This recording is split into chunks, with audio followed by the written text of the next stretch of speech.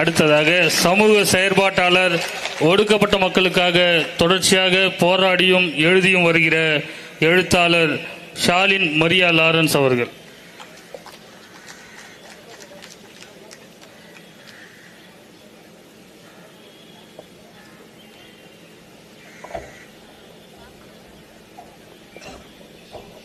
அனைவருக்கும் ஜெய்பீம். நன்றி சீமான் அண்ணா. ஹைட் பத்தல. ஓகே, இப்போ கரெக்டாக இருக்கும்னு நினைக்கிறேன். சீமான் அண்ணனுக்கு நான் முதல்ல நன்றி சொல்ல கடமைப்பட்டிருக்கேன்.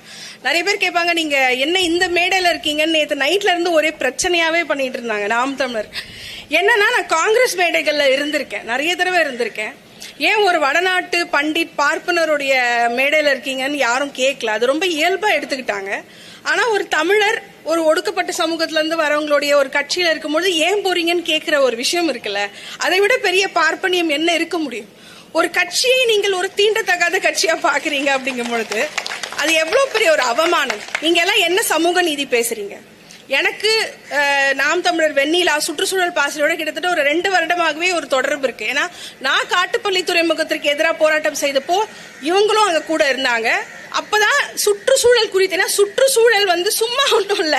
சுற்றுச்சூழல்ங்கிறது நார்வேலையோ பின்லாண்ட்லயோ பேசக்கூடிய ஒரு விஷயம் இல்ல. ஐஸ் கட்டி உருக்குதுன்னு இங்க இருக்கக்கூடிய கடைக்கோடி ராமேஸ்வரத்துல இருக்க தமிழன் எப்படி பாதிக்கப்படுறான், காசிமேட்ல இருக்க ஃபிஷர்மேன் எப்படி பாதிக்கப்படுறான், எண்ணூர் எப்படி பாதிக்கப்படுறதுன்னு பேசுறதுதான் கிளைமேட் சேஞ்ச். அதை பத்தி தான் நம்ம பேசணும்.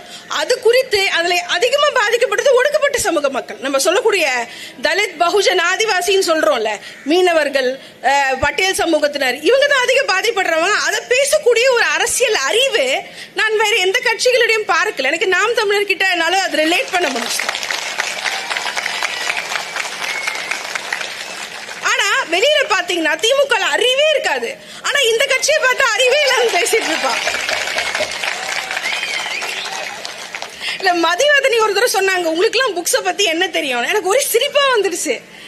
ஏன்னா அடிமையா, பெண்ணியன் அடிமையானாலும் பெரியார் ஒரு புக் எழுதினாரு, அடிமையாக வாழ்வது எப்படின்னு. திமுக காரங்க ஒரு புக் எழுதலாம், கொத்தடிமையாக வாழ்வது எப்படி அப்படின்னு.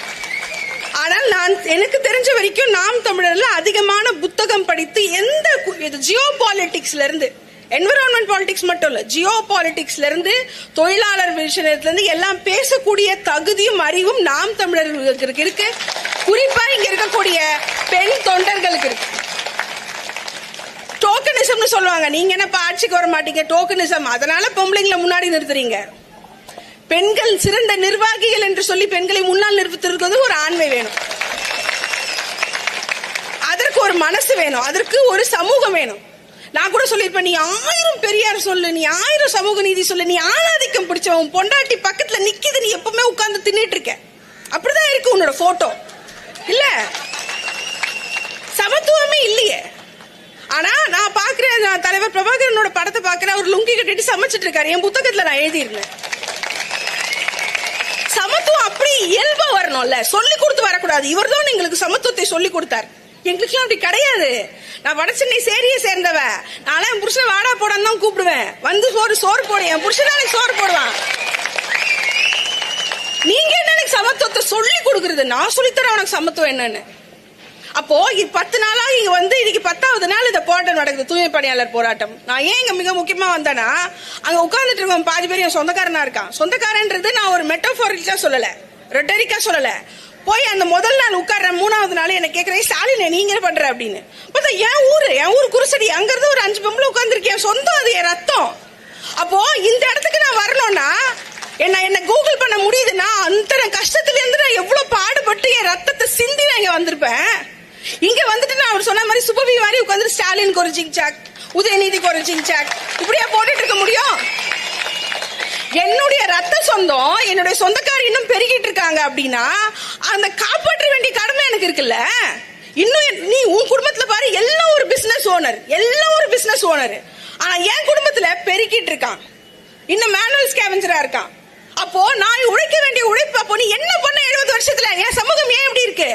70 வருஷத்துல சென்னை எங்கள் கோட்டை, சூப்பர் கோட்டை, நல்லா ஏமாத்துறோம். கவர்ச்சி அரசியல் சொன்னாரு பாருங்க, word politics of words, politics of action கிடையாது.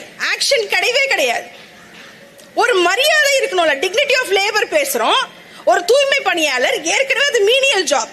அந்த ஜாபை எப்படியெல்லாம் நீ ஆட்டோமேட் பண்ணி அவங்கள இன்னும் மாண்பா கொண்டு போய் வைக்கணும் தானே நீ பேசுறோம். ஆனா இன்னும் வெறும் கையில குப்பாடுறாங்க. எத்தனை பேர் பாத்தீங்கன்னு தெரியல. நான் அங்க 5-6 நாளா இருக்கேன். எல்லார் கையிலும் பாட்டிலோடு கிழிச்ச வடு எல்லா பெண்கள் கையிலும். எல்லா பெண்கள் காலும் பொத்தல் பொத்தலா இருக்கு. ஏன் நீ மாநகராட்சியில இது வரைக்கும் அவங்களுக்கான பாதுகாப்பு உபகரணத்தை கொடுக்கல. கேட்டா மேயர் பிரியா யாரு? பட்டியல் சமூகத்தை சேர்ந்தவர்கள். எப்படி திமுக சொல்லுச்சா பட்டியல் சமூகத்துல ஒரு பயங்கர டேலண்டா ஒருத்தங்க இருக்காங்க, தமிழ் எல்லாம் தூய்மையா பேசுவாங்க, அவங்களை கூப்பிட்டு நம்ம மேயர் ஆக்கும்னு. அந்த அம்மாக்கு தூய்மைன்ற வார்த்தை வரல, தப்பு தப்பா பேசுறாங்க அந்த வார்த்தை. அது ரொம்ப கஷ்டமா இருக்கு. நான் வட சென்னையில இருக்கேன். அந்த வார்த்தை ரொம்ப கெட்ட வார்த்தை. அது அப்படி பேசுறாங்க, தூய்மை வரல. நானும் கான்வென்ட்ல படிச்ச பொண்ணுதான், எனக்கு தமிழ் நல்லா வருது. நானும் சேரியில இருந்து போய் கான்வென்ட்ல படிச்ச கடை வாங்கி. ஆனா என்ன சொல்ல வரேன்னா, ஒரு பட்டியல் சமூகத்துல இருந்து ஒரு பெண் நீ வர மேயரானா நீ எப்படி அந்த மக்களோட அணுகணும்? போய் கையை பிடிச்சு உட்கார வேணாமா? அங்க இருக்கவங்க என்ன தெரிஞ்சு பேசுறாங்க, ஷாலினி எங்களுக்கு பணம் கூட பிரச்சனை இல்ல, மரியாதை கொடுக்காம விட்டாங்க எங்களுக்கு. எங்களோட சுயமரியாதை உனக்கு இருக்கா? எங்க பொம்பளைங்களுக்கு இருக்க சுயமரியாதை தெரியும். அவர் கேட்டிருக்காரு, என்ன ரொம்ப சாபம்லாம் விடுறீங்க ஸ்டாலின்? இதை விட மோசமா பேசுவோம். எங்க வயிற்றுல நீ அடிச்சிருக்க. ஏதோ ஒரு ஊர்ல இருந்து உனக்கு அறிவாலயத்துல எப்படி இடம் கிடைச்சது? ஏதோ ஒரு ஊர்ல இருந்து நீ வெப்பேரியில இருக்கிற திராவிட திடல் உனக்கு எப்படி கிடைச்சது? ஆரிய சங்கரன் தானே கேள்வி கேட்டாரு. இதே இடத்துல தானே ஆரிய சங்கரன் கி வீரமணியை கேள்வி கேட்டாரு, ஏன் சொத்துல நீ என்ன பண்றேன்னு, என் பஞ்சமிகாலத்தை நீ என்ன பண்ணனு, என்ன பண்ணீங்க ஆரிய சங்கரனை? அப்ப அந்த ஆரிய சங்கரன் தூரத்து உறவு எனக்கு இருக்காது அந்த ரத்தம் உடம்புல. அப்போ ஒரு முறையும் எங்களை குப்பை, அதாவது நீ தான் குப்பை அள்ளணும், ஆனா உனக்கு நான் சம்பளம் கொடுக்க மாட்டேன். இன்னொருத்தங்கிட்ட போய் நீ சம்பளத்தை பிச்சை எடுத்து வாங்கிக்கோ. உன்னைய நான் சென்னையை சுத்தம் பண்றேன் 40 கிலோமீட்டர் தூரத்துல போட்டுருவேன். நீ 40 கிலோமீட்டர் பஸ் பிடிச்சி கண்ணகி நகர்ல இருந்து செம்மஞ்சேரில இருந்து இல்ல எண்ணூர்ல இருந்து இங்க பெருகிட்டு போ. இதை விட ஒரு ஆணவம் இருக்க முடியுமா? எல்லாம் யாரு? பூர்வகுடி தமிழ் மக்கள். இப்ப நிறைய பேர் நினைச்சிட்டு இருப்பாங்க, என்ன இது ஒரு மொழி பேசுற மக்கள் தான் இந்த வேலையை செய்யறாங்கன்னு. இல்ல, பறைய செய்யறாங்க இந்த வேலையை. அப்படி இருக்கும் பொழுது என்னுடைய சொந்தம் செய்யும் பொழுது நீ எனக்கான பாதுகாப்பு மரியாதை எதுவுமே இல்லையே. துறை சார்ந்தவர் சொன்னார், துறை சார்ந்து யார் பேசணும்? KN நேரு பேசணும். நேரு எங்க? நீ ரெட்டிவால் நாட்டுக்கு போய் பேசிட்டு இருக்க. நான் மனுஷன் இல்லையா? என்கிட்ட பேச மாட்டியா? நீ என்கிட்ட பேச மாட்டியா? நீ தமிழ் ஜனத்துக்கிட்ட பேச மாட்டியா? முதல்வர் MN ராஜா வீட்டுக்கு போயிட்டு இருக்காரு. அதுல காலை வயசு கட்டான சைஸ் அந்த அம்மா பாட்டு. அது அந்த அம்மா வீட்டுல போய் உட்காந்து நீ காப்பி குடிச்சிட்டு இருக்க.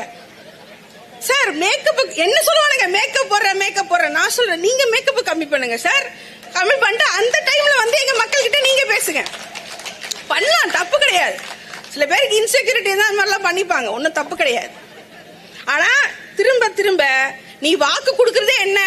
டீச்சருங்களுக்கு வேலை கொடுக்குறேன் அப்படி சொல்லிதான் யூனியனை கையில் எடுத்த. அப்புறம் என்ன சொல்ற, துப்புரவு தொழிலாளர்களுக்கு நான் பர்மனன்ட் பண்றேன். நானும் குழந்தையா இருந்து பார்த்துட்டேன் 30-40 வருஷமா அதே இதுதான். பர்மனன்ட் பண்ற. ஆனா எனக்கு நீ பர்மனன்ட் கூட பண்ணல, ஒரே நைட்ல வேலையை விட்டு தூக்கி இருக்க. ஏன்னா நீ எதிர்கட்சியா. அப்போ நாங்க என்ன யோசிக்கிறோம், திமுக எதிர்கட்சியாக இருந்தால் சிறப்பாக செயல்படுகிறது. தயவு செய்து கடைசி வரைக்கும் திமுகவை எதிர்கட்சியாக வைத்திருப்போம். அவ்வளவுதான். உனக்கு நாங்க ஓட்டு போட முடியாது. சென்னை மக்கள் ஓட்டு போட முடியாது. நீ எப்ப எங்களை தூக்கி போடலாம், எப்ப எங்க மேல குப்பை கொட்டலாம், இதேதான் உன்னுடைய ஒரு வேலையா இருக்கு. எங்களுடைய மிகப்பெரிய தலைவர் ஆம்ஸ்ட்ராங் அவர்கள் கொல்லப்பட்டார். அவர் கவுன்சிலரா இருந்தாரு சென்னை மாநகராட்சியில. ஆம்ஸ்ட்ராங் கவுன்சிலரா இருந்து 2000 பேருக்கான பணி நிரந்தர ஆணையை பெற்றுக் கொடுத்தார் ஆம்ஸ்ட்ராங். இன்னைக்கு ஆம்ஸ்ட்ராங் இருந்திருந்தார் இந்த இடம் பயங்கரமா இருந்திருக்கும். ஆனா நடக்கல. ஏன்னா ஆம்ஸ்ட்ராங் இங்க இருந்து அப்புறப்படுத்தப்பட்டார். அதுதான் உண்மை. அதையெல்லாம் நம்ம கேள்வி கேட்க ஒரு இடம் இருக்குல்ல.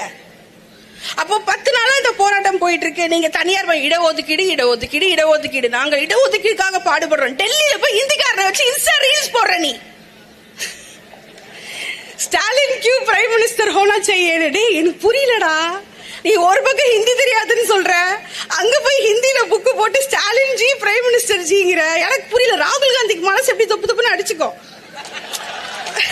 நம்மள அண்ணாங்கிறாரு, இங்க வந்தா பிரைம் மினிஸ்டர் ஜிங்கிறாரு. இவருக்கு தமிழே வராது. இவர் இந்திய கத்துக்கிட்டாலே எவ்வளவு கஷ்டப்படுவாருன்னு ஒரு விஷயம் இருக்குல்ல. துரைமுருகன்லாம் ஹிந்தி பேசினா எப்படி இருக்கும்? அங்க போய் ரொம்ப கஷ்டமாயிடும். அப்போ இந்த ஒரு இடத்துல போயிட்டு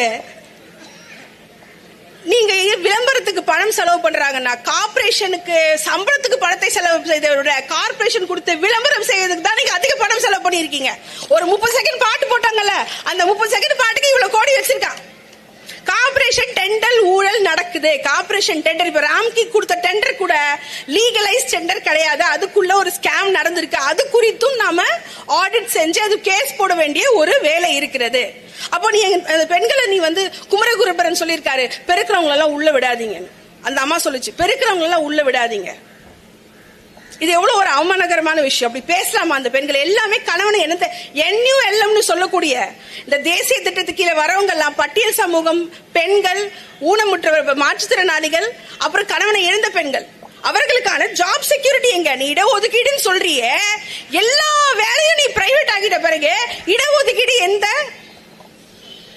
எங்க இருக்கும்? எங்க இருக்கும் இடஒதுக்கீடு? எல்லாமே பிரைவேட். 90% தூய்மை பணியாளர் பிரைவேட். அப்போ உனக்கு நிர்வாக திறமை இல்லையா? நீ ஃபெயிலா? எல்லாமே நீ ஃபெயிலா? ஆதி திராவிடர் பள்ளிகளுக்கு விடுதிகளுக்கு சாப்பாடு செய்யணுமா? அதுவும் பிரைவேட். எல்லாம் பிரைவேட். அப்ப நீ எல்லாத்துலயும் ஃபெயிலு. சுகாதாரத்துல ஃபெயிலு, எலக்ட்ரிசிட்டியில ஃபெயிலு, எதுவுமே உன்னால இப்ப பண்ண முடியல. அப்ப நீங்க என்ன பண்ணுவீங்க? குளத்தூர்ல போய் 4 துணை நடிகைகளை டான்ஸ் ஆட விட்டு ரசிச்சு பாப்பீங்க. இதுக்கு ஏன் காசு கொடுக்கணும்? பணி நிரந்தரம் என்பது முக்கியம். அதை விட முக்கியம் அவங்களுக்கு தகுந்த குறைந்தபட்ச சம்பளம் தமிழ்நாட்டில் ரொம்ப கம்மி. தூய்மை பணியாளருக்கு ரொம்ப கம்மியா கொடுக்குறாங்க. அந்த சம்பளத்தை கொடுக்கணும், அவங்கள நிரந்தரமாக்கணும். அவங்க இது மாதிரி ரோட்ல பாடுபடக்கூடாது. ஏன்னா இன்னைக்கு கொடி கட்டி கோட்டையில கொடி ஏத்துறீங்கன்னா அதுக்கு காரணம் இந்த பூர்வகுடி மக்கள் தான். ஏன் ரத்தம், ஏன் வேர்வை, உன் பில்டிங்கை நான் கட்டி கொடுத்தேன், உனக்கு நான் உட்கார வச்சு வால்டாக்ஸ் ரோட்ல எம்ஜிஆரும் கலைஞரும் எல்லாம் இறங்கினப்ப நான் உனக்கு ஃப்ரீயா சோறு போட்டு உட்கார வச்சு வாப்பா உட்காரப்பா தம்பின்னு சொன்ன நானும் ரோட்ல நிக்கணும். ஏன் மக்கள் ரோட்ல நின்றுட்டு இருப்பாங்க? ஏன் பொம்பளைங்க கஷ்டப்படுவாங்க? நீங்க சொகுசா ரேஞ்ச் ரோவர் கார், அந்த கார் வெளியே வருது பாரு, ரிப்பன் பில்டிங்ல இருந்து ரேஞ்ச் ரோவர் வருது, ஒரு காரும் வருது, ஃபெராரி வருது. நான் கேக்குறேன், உலகத்துல மாநகராட்சிக்குள்ள போன மனிதர்கள் சூப்பரா இருந்தாங்க. சிவராஜ் போனாரு, மீனாம்பாள் சிவராஜ் போனாங்க. ஒவ்வொருத்தரும் லட்டு மாதிரி சொல்லுவாங்க, லட்டு, ஆமா லட்டு மாதிரியான திறமை வார்ந்த அரசியல்வாதிகள் அதுக்குள்ள போனாங்க, கார்பரேஷனுக்குள்ள. ஆனா இன்னைக்கு விலை உயர்ந்த கார் வெளியே வருது. உள்ள இருக்க மக்கள் மலிவானவர்களாக, அறிவில்லாதவர்களாக, மனிதர்கள் குடித்து கொஞ்சம் கூட ஒரு கருணையற்றவர்களாக இருக்கிறாங்க. அதனால I'm not going to take much of a time. நாம் தமிழர் ரொம்ப நன்றி. 2023 நீங்க நம்ப மாட்டீங்க, நான் வடச்சேரியில் உட்கார்ந்துட்டு இருப்பேன், எனக்கு இந்த இடத்துல அரிசி வேணும், பருப்பு வேணும்னா வெண்ணிலாவும் அண்ணனும் 300 குடும்பத்துக்கு அப்படியே தூக்கிட்டு வருவாங்க. நான் இதுக்கு நாம் தமிழர் சப்போர்ட் கூட பண்ணதில்லை.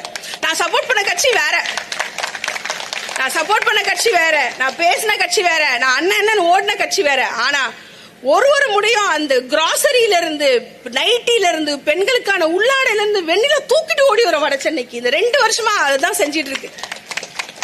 நாம் தமிழர் செஞ்சிட்டு இருக்காங்க. இன்னைக்கு நான் கூட அன்னைக்கு 3 நாள் நைட்ல போலீஸ் நிறுத்துறாங்க, சம்மன் கொடுத்துட்டு மக்கள் பாவம்னு, அக்கா அவங்க பசங்க அங்க இருக்காங்க, அப்புறம் ஃபாசிலுக்கு போன் பண்ணி கேட்டாங்க, நாங்க இருக்கிறோம் அக்கா.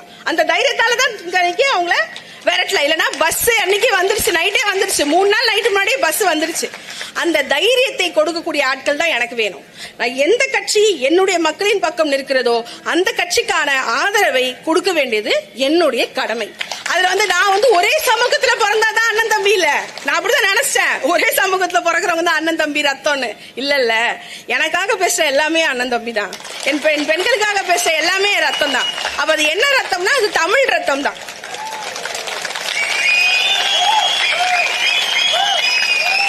அது நான் முகஸ்துதிக்காக சொல்லல.